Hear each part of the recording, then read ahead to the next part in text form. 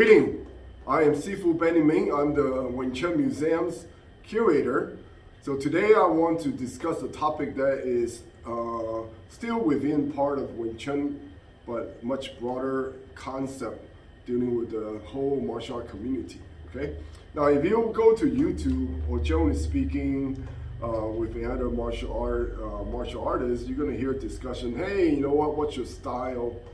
You know, what system is most effective? Which system is most deadly? Okay, so I want to kind of just give you my take on it. In Kung Fu, okay, particularly traditional martial art, have thousands, hundreds of years of history. Okay, actually, all the technical theories are very clear. The difference between concept, mechanics, training methods, traditions, protocol, etiquettes are very clear. But today, the martial art community they like to generalize. Okay, for example, what's your style?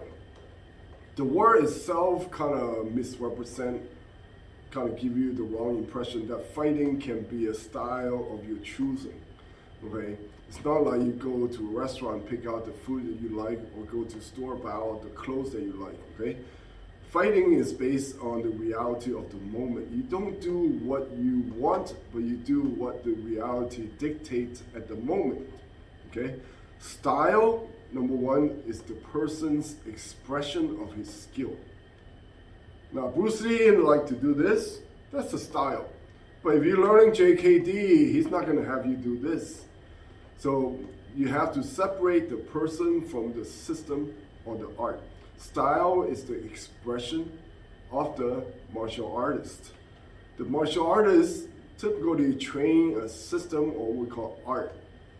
And it's based on the methods they train that produces the results. So today, for example, you see Muay Thai, boxing, wrestling, Taekwondo, or MMA. They seem to be very effective using their technique. So that means people trained in those art can fight, or at least with the whatever their art dictates, right? Taekwondo is more on kicks, kickboxing is kick and punch, okay? So MMA is everything. So that is not a style. That is, okay, a system and art. So typically you have traditional martial art that goes back thousands of years, like Shaolin Kung Fu. That is complete system. Weapons, hand-to-hand combat, kicking, striking, okay, takedown, submission, personal development, health, healing, all of that's complete system. Okay, because in the past, you have to be a complete warrior to even survive, because that is the means of warfare. Today's warfare, you gotta have Air Force, Navy, Marine, all of that, Army, all of that. Otherwise, you're gonna lose, because that is the reality of today. So you don't kind of pick and ask the military people, hey, what's your style? Today, the style is Air Force versus Navy. No, it's combined warfare. So we have a system that has the comprehensive components of everything. Then you have your specialty art, like Jiu-Jitsu doesn't have, or they don't train kick and strikes, because it is specialization for a particular skill. So not because the art is lacking something, okay? So if you go back to the samurai days, those samurai warriors, their weapons, strikes, then they learn Jiu-Jitsu to specialize in that particular areas, okay? So they're not so much incomplete, but they're specialization. So there are certain art, okay? Now, that is the difference between the person, the style, and the art. Now, there are also martial art today that is developed from the point of view of a sport. Sport is set up with rules, okay?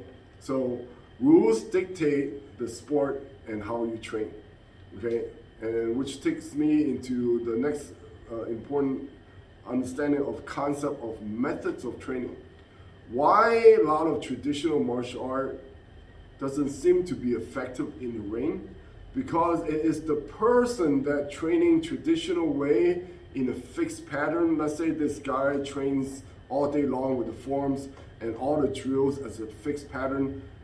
and never really go outside of that, and then where you enter in an environment which is free, like we call sparring, you're gonna lose. Not because of the art is bad, because the methods of training does not allow you to go into free fighting.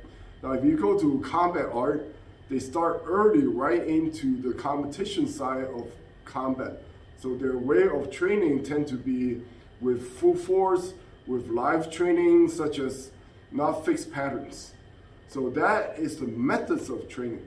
So you could say a Wing Chun guy got beat up because a Wing Chun guy, in this case, this ABC guy, all he does is his forms and Chi Sao, he never spars.